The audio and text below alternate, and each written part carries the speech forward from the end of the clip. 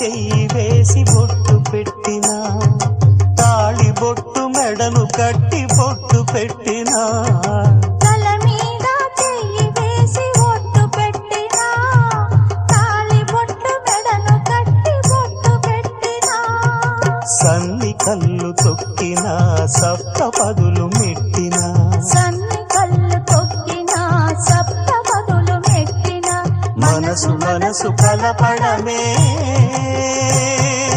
మంత్రం పరమార్థం.